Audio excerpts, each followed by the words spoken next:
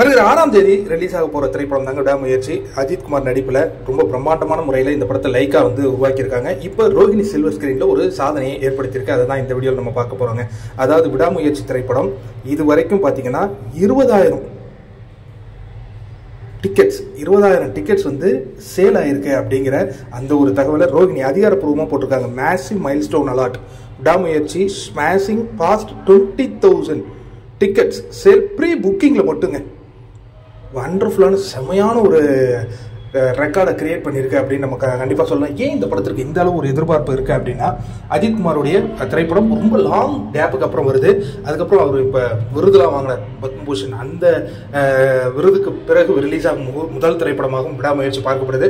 இந்த திரைப்படம் வெளிநாடுகளில் ரொம்ப பிரம்மாண்டமான முறையில் எடுத்துக்கிட்டு இருந்தாங்க. அந்த தகவல்லாம் ரசிகர்களுக்கு ஒரு மிகப்பெரிய எதிர்பார்ப்பை ஏற்படுத்தியிருக்கு. இப்போ நீங்கள் பார்த்தீங்கன்னா ரோஹிணி சில்வர் ஸ்கிரீனில் சாதனை 20,000 டிக்கெட்டுகள் விற்று தந்திருக்கு ஒன்லி புக்கிங்கில் மட்டும்.